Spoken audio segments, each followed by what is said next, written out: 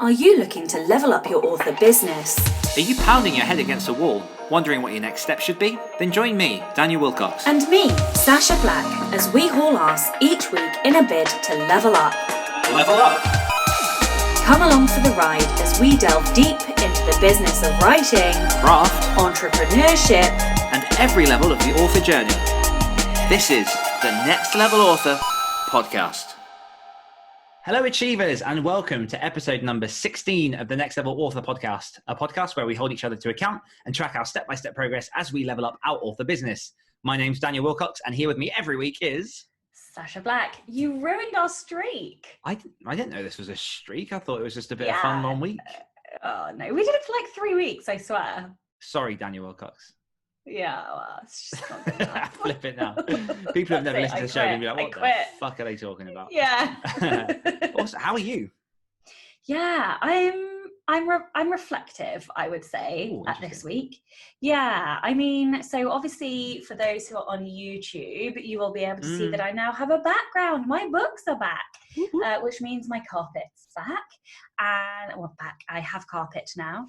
And so I'm now really looking to the future, and I think I said it last week, or maybe I said it on a different podcast. Anyway, getting the carpet and unpacking felt like the end of a junction for me.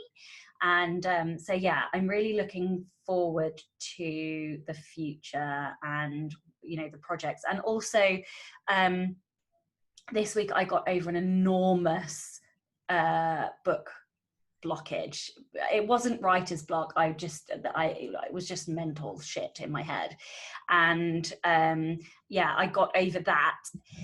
And I kind of am starting to rebuild that faith that I can write books. I don't know if you get this, but when I get to the end of a book, or even like partway through a book, I'm like, I can't finish this book. I'm never going to be able to write another one. And although I didn't have that with nonfiction, because it's been so long since I published fiction, I was worried that I wasn't actually able to do it anymore, because the second book was harder than the first, and the third is 50 times harder than the second. So yeah, I'm trying to mentally get myself in a place where I can spend a lot of the rest of the year writing fiction. That's exciting. Yeah, how about you? Yeah, I'm doing all right. It's been a busy week, sort of mingled with unexpected childcare and me giving myself the usual more stuff than I could probably handle. But I mean, it's been productive. I've got big chunks of the things done that I want to, and yeah, I guess a lot of it is just a reminder in trying to balance how much you actually keep on your plate and what your expectations are. Because essentially what's happened is so I promised to deliver episode 3 of When Winter Comes by the 29th of July. I started the book officially last Sunday because I've been writing the other episodes. And the whole point was that I set the deadlines quite tight, because I wanted to push myself, get it quick, just kind of like push through, because When Winter Comes I wanted to originally release back in sort of May time, but obviously COVID happened and everything else. And yeah, I think in a perfect world I'd be on track, but the fact is the world isn't perfect. Things pop up and you don't always get the time that you want to commit to what you're trying to do. So it's been a bit of a battle getting that done. I'm 14,000 words through a 20,000 word episode, so it's going well. I've not got much more to do. But then it's also put me a little bit behind on some client work that I'm going to have to catch up on next week. But again, once that's done and in the hands of the editor and everything else, then it's basically just a case of me reviewing the things that I'm doing and trying to learn where my limits lie. But other than that, I think we might do on a certain brainstorming away day type thing that we're going to do. Yeah, me and Sacha are having a strategy day in person. Yeah, we are. And we may even record a podcast for you in person. I think we should record the whole thing and sell it for £1,000. Yeah, I don't think anyone's going to give a shit. Inside the writer's studio. Yeah. But yeah, outside of that, I got myself into a position in which I'd half finished 4 books, and I've now finished 3 of them, which makes me feel good, because again, that's mental declutter. And we should probably do a shout out, because we had a lot of comments about our giggles and sugar last week. And probably a little update on where we are with our sugar challenge. So I'm not sure where we settle on this, because we discussed me having a cheat day last Sunday. Yeah. And it feels like you use that cheat day as a trigger for what I'm imagining you setting me up as me being the loser. But I feel like we probably mutually agreed not to.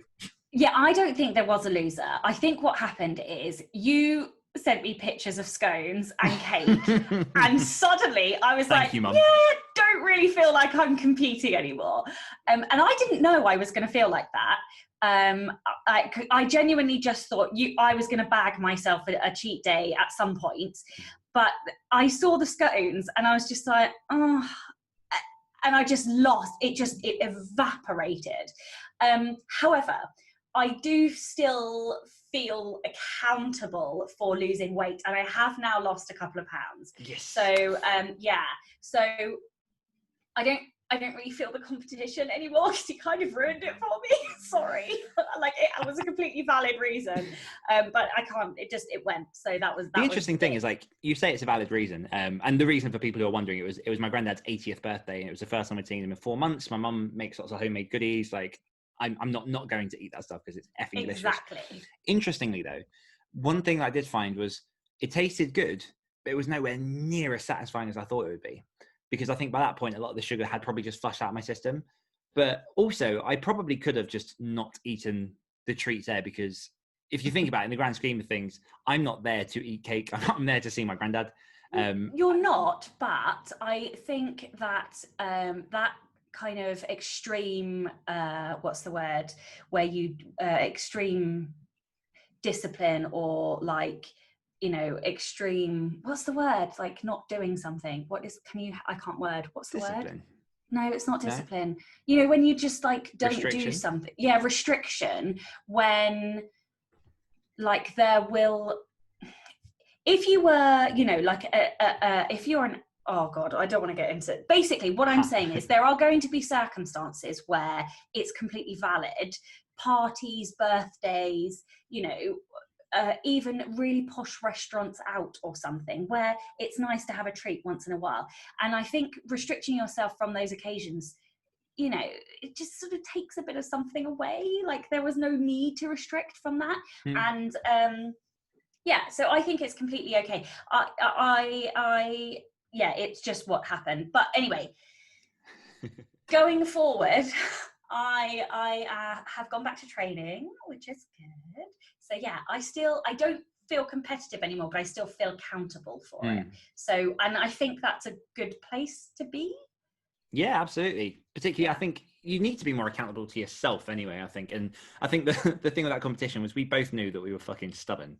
So like, it was not going to end well. No, there was a part of me where I was like, okay, so I'm going to have this cheat day. She'll have her cheat day. And then I'm just never going to eat sugar again. It's just not going to happen. And I know. Like, that was a genuine fear I had. I was like, I'm going to be 90. Yeah. Because I'll live that long because I won't have eaten sugar, but I'll fucking hate my life. Exactly. Like it was not like, and that I really felt that as well. Like that is, I genuinely thought that was going to be the case. So I think this was the best way for it to end for everybody. Yeah. And I'll add as well on my side, I'm on week 6 of my Couch to 10K app, running up to running like 4.5K depending on what day it is. So that's going well, and I've managed to lose half a stone, of which I'm very, very happy with, in like 2 weeks, because there were months where I felt like I was doing stuff on my diet, I felt like I was exercising, and nothing was shifting. But yeah, then I jumped on the scales this week and was my eyes kind of popped out of my head. I was like, oh wow. But you know, it's awesome. I'm happy. So what's one thing that you've enjoyed this week? Oh fuck, I forgot about that. I can go if you want to.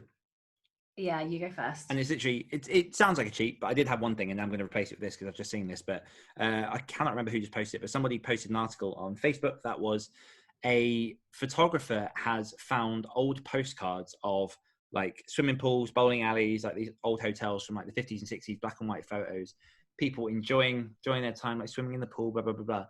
And then what he's done is he's actually created GIFs where he's gone to those places, taken photos as they are now, as he's closed off, disused, graffiti-ridden, empty pools, and literally just layered them one over the other so it flicks between the two. And there's something so beautifully haunting about it, because send it to me. Yeah, I'll share it over after this. But I'm very, I think we've covered this a little bit before, but I get really weird with like the passage of time and nostalgia and stuff. I'm very like nostalgic at heart. And just to see, that doesn't surprise me in the slightest. No, I know you're going to do that. But to see a pool when you've got, this couple sat at the side, you've got some people swimming with their kids, you've got like these guys lying down on the sunbeds and whatnot, in the old style swimsuits, and then literally it just fades away and it's just like empty and the pool's full of rocks and dirt and the windows are smashed and things. And I'm like, I don't know, just remembering it's something hauntingly beautiful about that. And I think it's just it got Sounds me. It might be like a story prompt or something for you.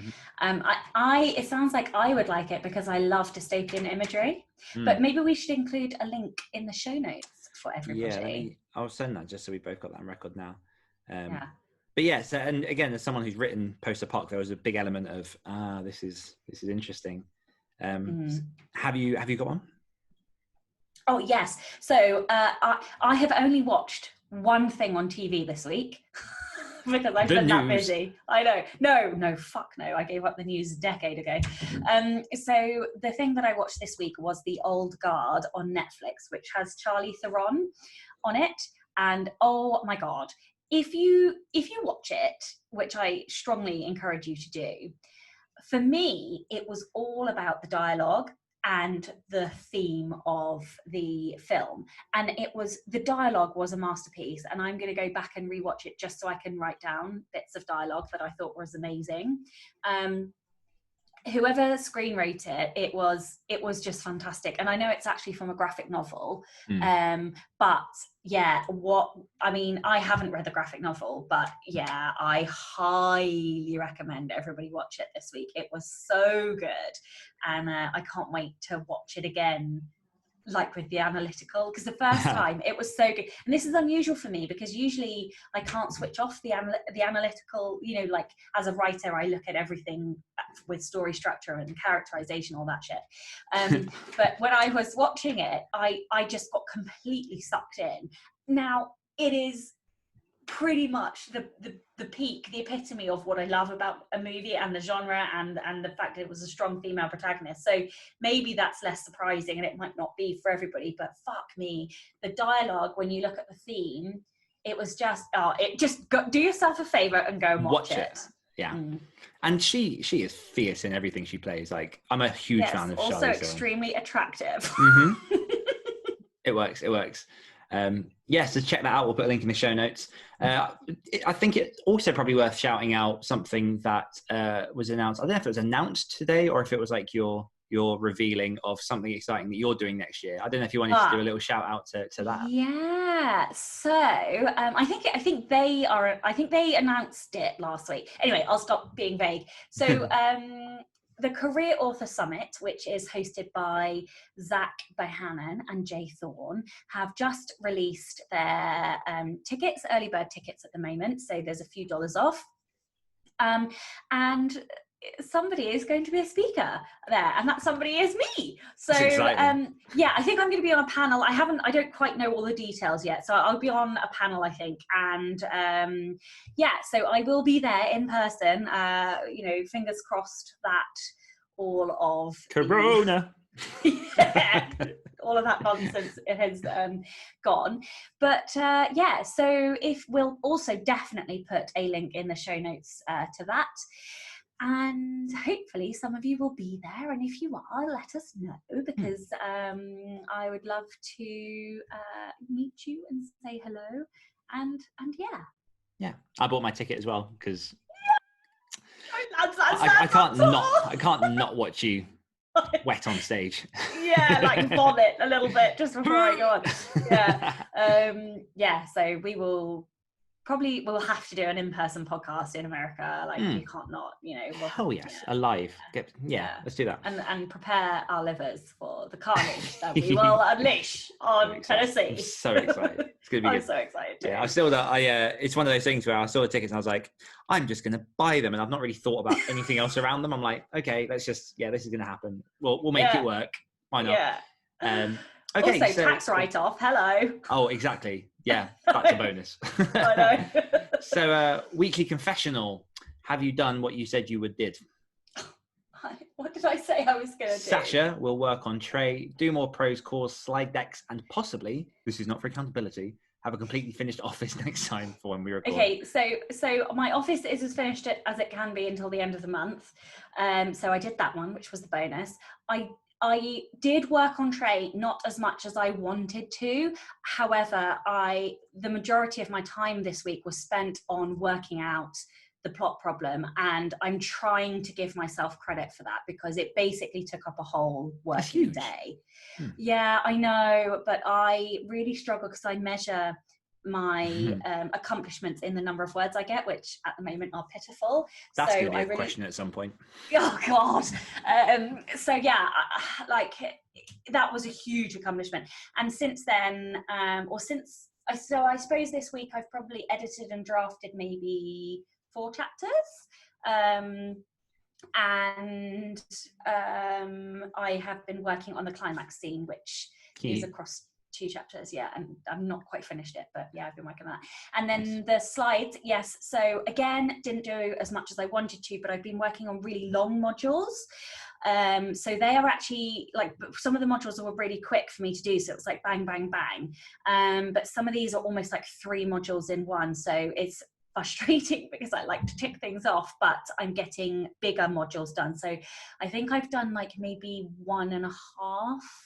So not as many as I wanted, but they are bigger. So yeah, that's definitely something I think we should talk about at some point, is like how to measure success. Like Sacha is wrong. No, like, because I'm exactly the same. Like I measure each day by how many words I've got, and I forget the fact that, you know, I might have, like, at the minute I'm overhauling my podcast for reasons that I won't go into yet, and I'm like, you arrange interviews, and then you do podcasts, and then you do design, you do this, and you upload stuff, and you do ads, and it's like, that doesn't matter because you only did 1,000 words today. And yeah, we can go to that at some point. Yeah, another day, another conversation. Yes. So mine was upload the When Winter Comes 2 pre-order, which came at the right time because I'm pretty sure last time it was like, oh shit, yeah, that needs to happen today.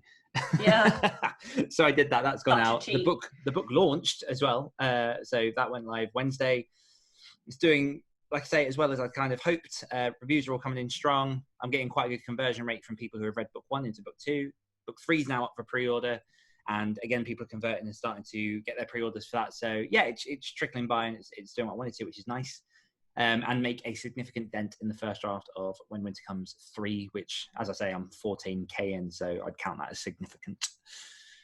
I would count that as significant. Killing me. So another week goes, and we have no forfeits. We should have like a pool of forfeits, and like they're stacked, so each week they just get progressively worse. No, fuck that. Can you imagine? Oh my God. Or even just like every week we just put a $5 into a pot. Oh, that would be interesting. That would be interesting. We can I do that with another family. Yeah, well, let's talk about that offline. Yes. So last week's question we asked was, how do you use competition to level up your author business? Yeah, and we had a couple of comments last week. So the first one was from Caitlin Duncan, who said, competition is low on my strengths scale. And she's referring to the Becca Syme, I think, strength scale. But I do have those feelings of, I want my career to look like X best-selling author, which pushes me to keep going and shift my focus on leveling up. I never feel like I'm in direct competition with the other author, but I do grab onto those feelings of envy and want and use them to my advantage, which I loved the and I think that's probably what we were alluding to last week. Yeah. Turning the there is no competition really as indies, but turning the feelings of envy into inspiration, which I think is a really positive way to approach it. And then TS Yeah, exactly. T.S. Valmon said, love this one. I was so excited to hear your strengths. I had to listen to it twice. I have very low competition, but I feel like the sound of others typing on their keyboards helps me to write faster. It's a competition, but only in my mind. And I replied to that, sort of having a giggle, because I think that's one of the reasons I like going to coffee shops, because I see other people actually working. I'm like, yeah, I should probably actually get off Facebook and do something. Yeah, there's nowhere to hide in a coffee shop. You just, yeah, who goes to a coffee shop and just sits on Facebook? Exactly. Beautiful. Okay, so are you ready for this week's question? No.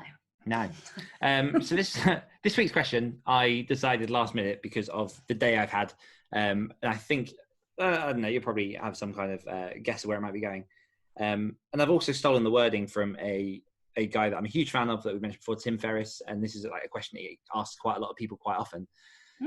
And it is, when you feel overwhelmed or unfocused, what do you do?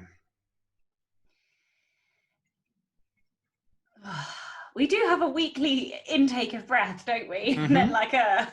Well, I'm going to do for like a special episode. I'm just going to like take out all of those pockets of like... We should have like a special effect of it. No, that is a great question. Okay, so I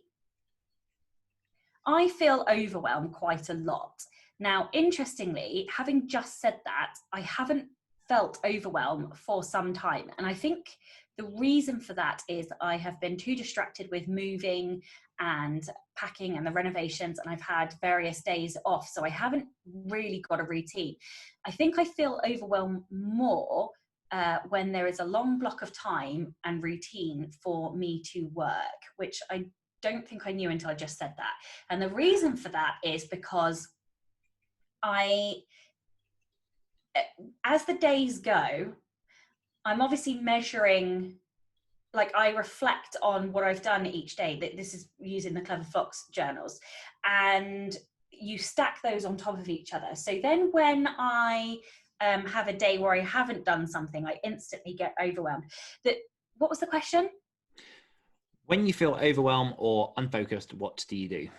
Okay, so I think to answer that, I have to explain when I get the overwhelm. So I also get overwhelmed when I think about the future too much. So like, for example, I've got beginning of the year, I used to do yearly goals, don't do that anymore. I only do quarterly goals because they're just far enough ahead that I can actually get things done, but not so far in advance that it's going to take me forever.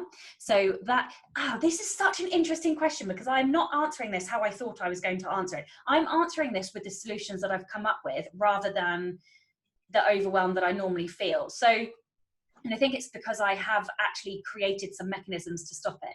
So yes, so I'm all over the place, and I apologize for this. So one of the things that I do is quarterly goals.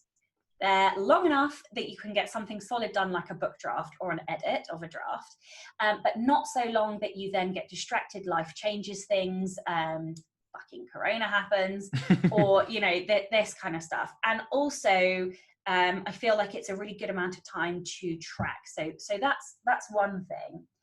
I also use another system called Now, Next, Later, which I completely attribute to Katie Forrest from her... Time management for authors. That's it. Is it for writers? Authors or writers? For writers. Writers, I think. And basically, my whiteboard, I have my quarterly goals, and then I have 3 columns which say now, next, and later or soon. And then I have week complete and quarter complete. And I put my tasks on like magnets that I can move, and I shift them along. And it forces me to put things that I know I can absolutely get done this week, or the important things, in the now column. And then anything that is secondarily important into the next column. And then stuff that I want to come on stream in the soon column. That has really changed the amount of overwhelm. And the reason is because my brain likes to see everything. I like to know everything that I've got to do, and that is on my like big plan, so to speak. And that's why the board works, because I can see my quarterly goals, so that eases my anxiety, but they're not in my now column, or they might be in my next column. So that really helps to reduce the overwhelm. And the other thing that I do is and this is a bit like obsessive compulsive, but I do write a lot of lists. But the reason I am edging away from that is because sometimes they will really help, and other times I'll feel worse. So that's why I really like the system that I am I've really got to grips with this now, the now, next, later, and the quarterly goals. And actually, I think I can probably count on my hand the amount of days where I felt like that. Now, the one and only last reason, and I will shut up and then let you go, that when I feel overwhelmed is when I'm tired. And that's the end of it. Like the minute I get to exhaustion, I will then feel extremely overwhelmed, because I will look at what I've got to do, and then my brain's like a real wanker, and it will, and no, it is. Like, it's such a pissy little bitch, because it'll be like, yeah, but you should be doing this, and you've got this task that you need to do, and that task that you need to do, and you have to do all of these things, and it will start thinking about all the details. And when that happens, I'm like, well, okay, I'm going to write the next quarter's to-do list, and I'll put it there, because then it's safe, because I know it's coming on stream later. So for me, it's about psychologizing my brain, I think. So do you ever have a moment when you're sat there and say it's, I don't know, 11 o'clock in the morning, and you suddenly feel overwhelmed? You just look at your goals, your everything else, and that just spurs you on because you've got everything organized? Well, I will use, it depends, because sometimes it means I'm tired and I need to take the day off. Sometimes it means that the priorities might be wrong, so I might need to redo it. And sometimes just the action of rewriting it helps. It is literally like a therapy. I don't know if I've talked about it on this podcast, but I nearly did a PhD in something called distributed cognition, which is basically the concept where like cognition for purists happens in the brain, inside the confines of skin and bone. But for those who are not purists, if, for example, you say to somebody, oh, I just need to explain this, but in order to explain it, I've got to draw it for you. And then you are literally drawing a diagram. Arguably, that will be influencing how you're explaining something.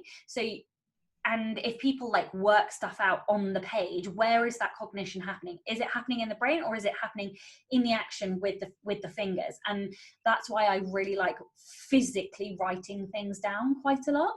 And why I can't ever really get rid of a physical journal in some form. And it's also why I handwrite each like task on my board. They have to be handwritten. I can't do to-do lists on digital anything. It has to be my hand. Yeah, I know it's a bit weird, but no, I think it's from a lot of the stuff that I've read and a lot of the stuff I've seen, the actual art of handwriting actually aids in almost like the absorption of the message you're trying to send to your brain, as opposed to like if you're just typing with your fingers, it's not really nothing, but there's something a bit more unique in actually the cursive action of writing. And it's why I can't get a grip of dictation. But to answer your question in one sentence conclusion. Oh, okay. Yeah, I'll just delete the last 10 minutes. Yeah. Yeah, cheers, mate. I really think the art of getting rid of overwhelm for me has been in developing a system for me to manage projects and tasks. And I think that's the only reason I suffer with overwhelm less. And hey, I can almost guarantee you that come September, when my kid goes back to school, I'm going to go, you know, because all of a sudden I have all of the time and all of the projects and all of the things. But yeah, tell me, I want to hear what you say. So I think mine is probably quite similar. I think overwhelm is something that I used to try and bash my head and get through. And the interesting thing with what I was thinking when you were talking, because I wasn't paying attention to you, was I'm joking.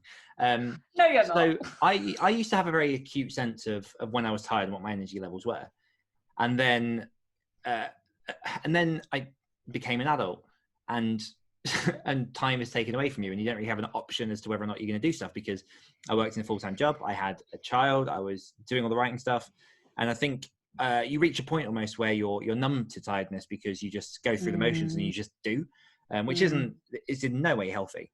So I think over time I lost a good the understanding of how much I can put on my plate, and realistically how I can manage sustainable productivity. So that when I went full time, obviously you then clear a load of that mental crap, because you're full time and you're free and your projects are yours. And all your productivity goes in the shitter. Literally everybody who has ever quit their job has been fucked for like 6 months. This is like shit. Yeah. But you do find that particularly for the first year, there was a lot of finding new projects to do to fill that time. And like I think my issue at the minute, and probably why I've been quite overwhelmed today, because I've done a good amount of writing over this week. Like it's what's the word? It's enough. It's plenty of writing. It's more than 3-4 years ago I'd ever dreamed to have done in a week. But then add on top of that the fact that I run a podcast, add on top of that the fact I run another podcast, add on top of that the fact that I'm doing client work, add on top of that I've got like a few other projects in the work. I think it's very easy to muddy the waters. And like you say, if you haven't actually got everything that you're doing in your sights, you worry. Well, part of your brain spends its energy in worrying where that one extra thing is gone. So I tend to find that I'm not as organized as you are, but when I reach this point, I generally have like an evening or a day where I just stop. And I just put my foot on the brakes and I go, okay, there's no point plowing ahead because you're just going to make yourself worse. And then I'll spend a couple of hours like updating where everything is, what's going on, trying to like rein everything back in so I can then focus and go with what I need to. And I know that when I do get overwhelmed, similarly with you, one of the big factors is tiredness. And probably I think I might have in hindsight got a bit too ahead of myself last night, because I was like, I had a great day, I smashed 8,000 words of this story, this is fucking awesome. And then like I finished at 5 and I sat down and I had pizza because I was like, yeah, glory, I've lost half a stone. And then I had like whiskey as well. So probably like the heavy carbs and the drinking might not have helped with my energy levels this morning, because I was quite tipsy and it was a good feeling. not in the morning. But yeah, so there's an element of that. But then I do tend to, like I say, just put my foot on the brakes, try and reprogram everything and stop, because today has been a slog. I've had there's no excuse. That's a lie. There are some reasons as to why my energy levels are lower. As I said to you earlier, I ran 4K this morning, like pretty much non-stop. But it's very easy to forget all these other factors are happening because your physical body is separate to your mind, which is separate to your fingers. So I think sometimes I just need to remember to step back, look at where my energy is being spent, and just adjusting where it is. One of the big factors I do have that I know straight away when I'm going to have a less productive day is when I'm not thinking about it the day before. So if I get myself into a position in which I'm tired and I just go to bed and fall asleep, I wake up in the morning and it's guesswork from then on. And I'm not a heavy militant, write everything down the night before, but when I go to bed, I'm normally like, okay, so I'll wake up, I'll go for my run, and then at this time I'll do the X, Y, and then I'll do that in the afternoon. And if I haven't had that thought process, that pattern, then I do find that the next day my body it loses its sense of direction, and I'm just kind of like floating as I'm trying to write and get work done. So yeah, I'm trying to think of like tangible takeaways in this. One of them, obviously, maintain your tiredness levels. Maintain how tired you are. Well, yeah. Manage your tiredness. Obviously, keep a hold of all the things that are going on, because I think it harkens back a little bit to the question that I asked you before about how do you organize your business and stuff. Because it is difficult, and this isn't exclusive to author business. This is pretty much every fucking business, but it's difficult to manage regular things that happen each week, as well as the things you didn't see coming, as well as the things you have to do, as well as keeping an eye on the weeks ahead to when you need to start looking at stuff. And I don't think there's not really like an answer or a solution apart from finding a way to manage that and get better. But I do find that my organization tends to come in pulses. So it'll be like plan, I'm fine for 6 to 8 weeks. I hit a wall, I get overwhelmed, I stop, I plan, and then I kind of go ahead that way. And there's probably a better way to do it, but that's it. And then one other thing that I do is I read for a start, and try and just read for pleasure. Because I was saying to you as well a couple of weeks ago that I've gotten into a position where everything that I do has some kind of measurable part of it. So even my reading at the minute, I'm panicking trying to like catch up with books, because I've set myself a target of reading 50 books this year, and like it's doable, and I did it last year, and I'm now ahead again. But in measuring that and challenging myself, like it doesn't take into account like 100-page book versus a 500-page book, anything like that. I think I've just gotten to a point in which I'm not enjoying books as much, because I'm feeling like I'm just having to get to the end so I can tick that off, instead of leisurely taking that at my own pace. Yeah, and so that's really. Did you take Becca Syme's strengths thing? Yeah, I didn't get results though, because so this is the point of the story, but essentially I set it up to do it. I went off, picked Bailey up, came back, the screen was still loaded. I went for all the questions and then didn't realize, obviously, because it was a timer at the front, that it wouldn't take any of my submissions because you have to refresh the screen and start from scratch first. So I then was like, I can't be asked to take it again. I need to. Well, so it's interesting because, so obviously we discussed last week how competition is high on mine. And I have set Goodreads goals for the past God knows how many years. And I do it really...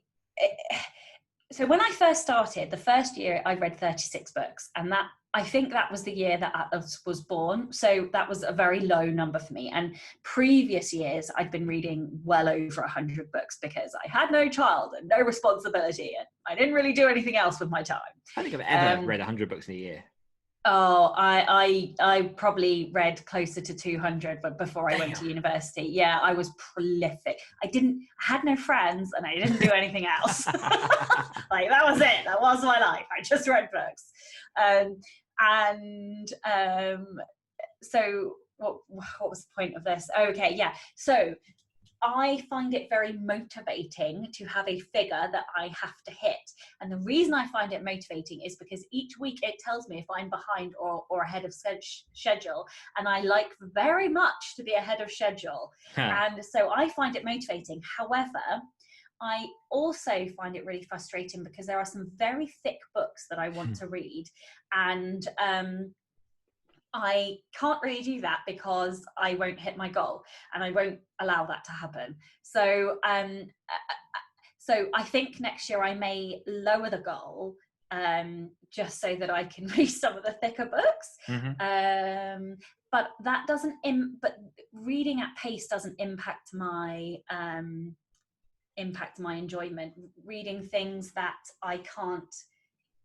So reading things that I can't put on there, like, for example, client manuscripts that are not published, really frustrates me, because that is reading and it's a whole book and it doesn't count, and I get very grumpy about that.